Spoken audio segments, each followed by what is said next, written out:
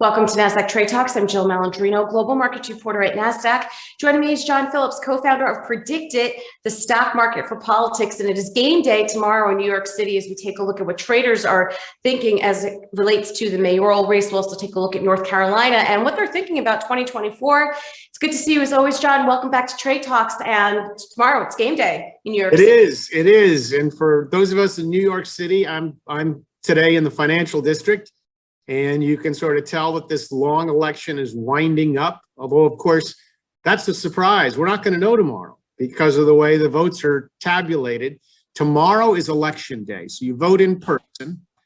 Those who are not voting in person, well, we vote in person, and the Board of Elections is going to release some statistics tomorrow night showing first choice what the tally is. The first round, it isn't over until 50% or more have cast a ballot for one of the candidates. And there are many candidates. And on the 29th of June, that is when the ranked choice tallies are going to be made public. But we still won't know the winner of the election at that point, because it's not until July 6th that the mail-in ballots will be counted. So yeah, it's game day tomorrow, but it's a long tournament, I guess you could say, until July 6th. And that assumes that things go smoothly. Of course, almost nothing seems to go smoothly in New York these days, but know this, Adams is ahead in terms of predicted traders.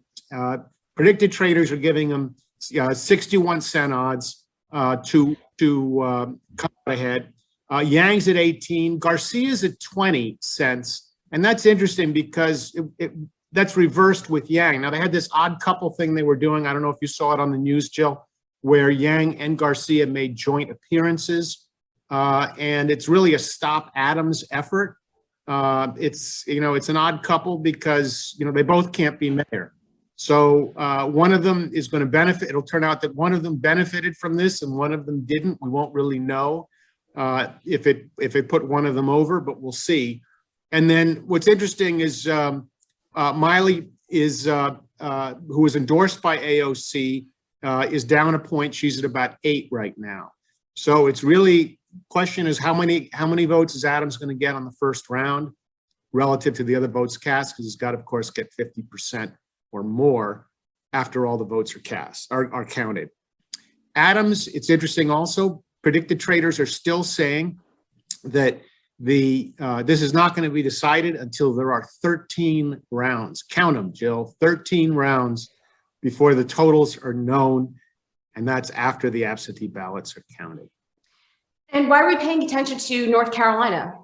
Well, because the former president is paying attention to North Carolina, as are many people in the Republican Party, pro and not so pro-Trump, and then the Democrats are looking at it as well.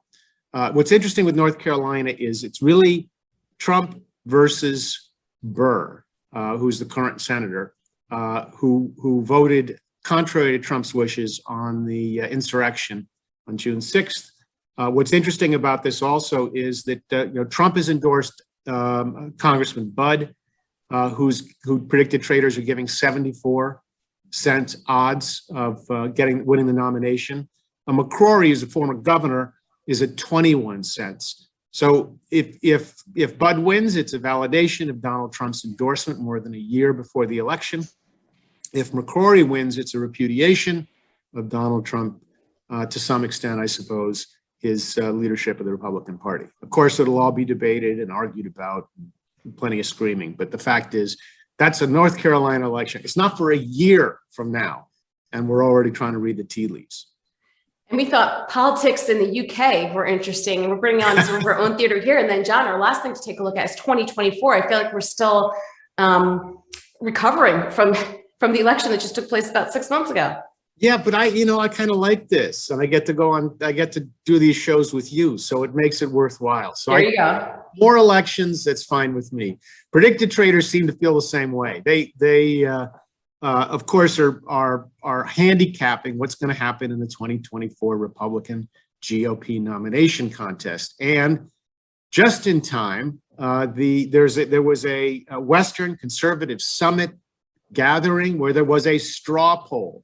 Now, straw polls are just about meaningless at this point. But what they do allow is for contenders to the crown to be able to tout how they're doing, kind of like predicted odds. When candidates say, "Well, I'm ahead in the predicted odds. I may be behind in the polls, but PredictIt's more accurate." So how close are they? How close are they, predicted traders versus the straw poll? So the straw poll, people are making a big deal out of this because DeSantis is at 74% roughly of those who voted in the straw poll, and Trump was at 71. Oh my goodness. Does this signal that Trump is on the decline? I don't think so yet. That'd be jumping to conclusions. Predicted traders, on the other hand, they're saying DeSantis is at 24 cents to get the Republican nomination. Trump is at 26 cents. Ted Cruz is at 6 cents, along with 3 other contenders, Mike Pence and Noam. But Nikki Haley is at 8 cents. So you've got DeSantis and Trump in virtually a dead heat at 24 and 26 cents each. This is where you can make some money. But of course, you can make some money on the New York general and the New York mayor's race also, if you don't think that Adams is going to be the nominee of the Democratic Party and therefore the next mayor in New York. So there's going to be a lot of volume on PredictIt. There already is on some of these markets, and PredictIt traders are cashing in where they think that that the odds are in their favor. Good. That means we get to see more of you. Thanks so much, John, as always, for joining us on Trade Talks. I'm Jill Malandrino, Global Markets Reporter at Nasdaq.